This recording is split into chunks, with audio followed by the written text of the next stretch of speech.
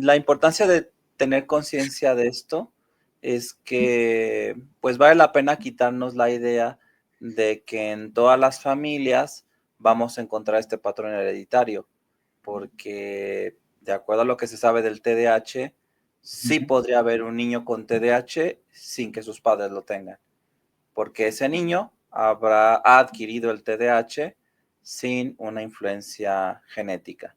Claro que esta manera de adquirir el TDAH pues obedece a un agente que puede generar muchas otras cosas más también, porque involucra una lesión cerebral y creo que en muchos casos, si estudiamos de qué manera una lesión cerebral se puede traducir en diferentes individuos, pues si al final eso te genera un TDAH, igual y podemos decir que te fue bien, ¿no?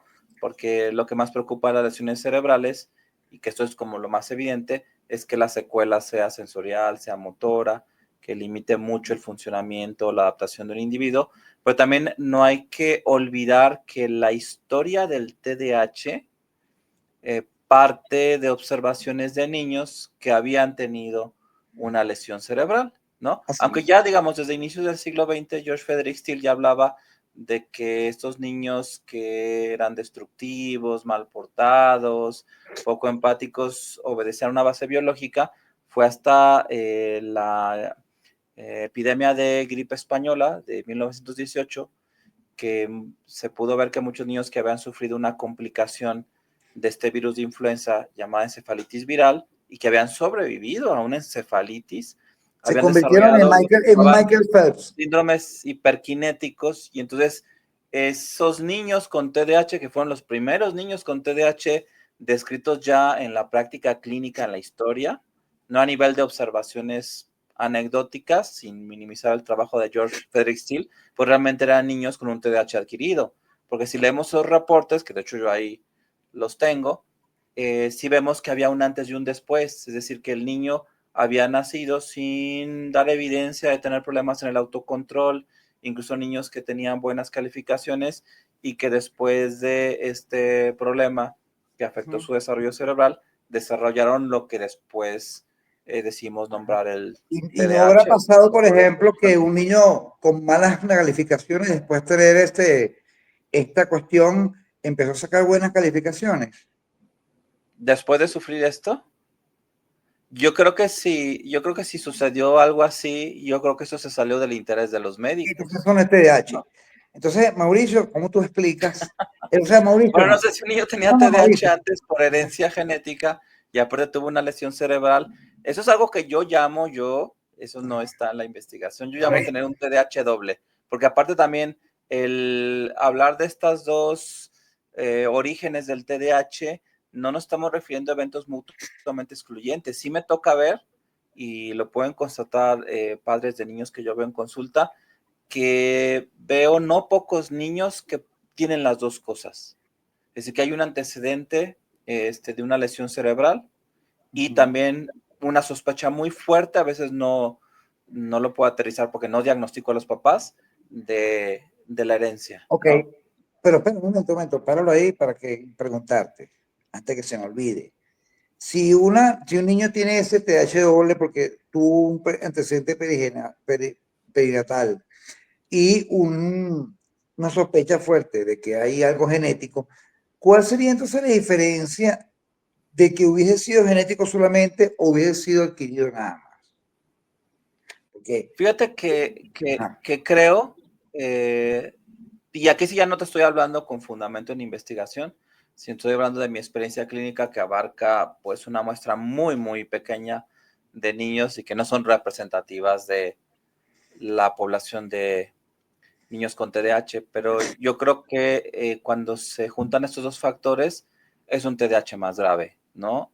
Y que aquí pues es fácil entenderlo porque esta gravedad viene dada por otras secuelas que pueden ser también parte de ese mismo proceso lesivo, ¿no? Por ejemplo, son niños que además del TDAH también pueden tener una afección a nivel del coeficiente intelectual y que si bien no cumplen para una discapacidad intelectual, están en la rayita, que es una condición que no hemos platicado mucho de eso, que le llamamos coeficiente intelectual límite o limítrofe, o son niños con problemas del aprendizaje como dislexia, con retraso en el desarrollo del habla, con síntomas de autismo. Entonces vemos como cuadros más floridos, con más síntomas del neurodesarrollo, pero algo que yo creo y que también aquí es esta observación de Mauricio Leija, no estoy hablando con respaldo científico basado en investigaciones, es que los que vienen de la lesión cerebral o en la medida en la que el TDAH depende de la lesión cerebral,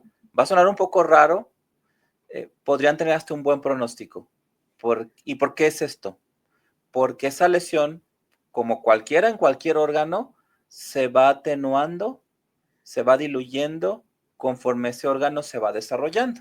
Es decir, aquí sí la plasticidad cerebral juega a favor de ese niño que tuvo una lesión por muy grave que sea. Y en cambio, si ese TDAH depende exclusivamente de la genética, pues cómo se te va a ir diluyendo, Sí, ¿no? pero es que yo lo que digo, Todos Hugo, los también es días tenemos distinto, la misma Mauricio. genética. O sea, yo pienso que si yo no tuviese genética de TDAH y mi TDAH no hubiese sido genético, sino adquirido, y no hubiese sido, o sea, mi forma de ser, mi forma de ver las cosas, mi forma de aprender, hubiese sido otra cosa, Mauricio. O sea, por eso que digo que es distinto. ¿Cómo hubiera sido? A ver, platícanos. ¿Cómo hubiera sido Hubiese tu tenido un forma de TDAH aprender adquirido, no lo sé porque no de lo las tengo cosas? primero, pero me imagino que hubiese sido una persona con un coeficiente mucho más bajo, porque tengo una lesión cerebral. Yo creo que yo no soy un lesionado cerebral Bueno, no ahora. forzosamente, ¿eh? También, mira, también algo que no he dicho Ajá. y vale la pena mencionarlo es que también un niño puede tener una lesión cerebral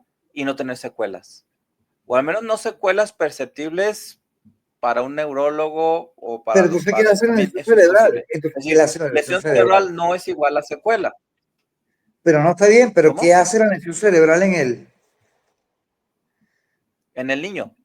Ajá, ¿qué O hace? sea, la lesión cerebral sí, obviamente es un daño al tejido, pero aquí Ajá, pero también ¿qué le es la hace? parte interesante. La ¿Qué parte interesante síntomas del puede cerebro, tener?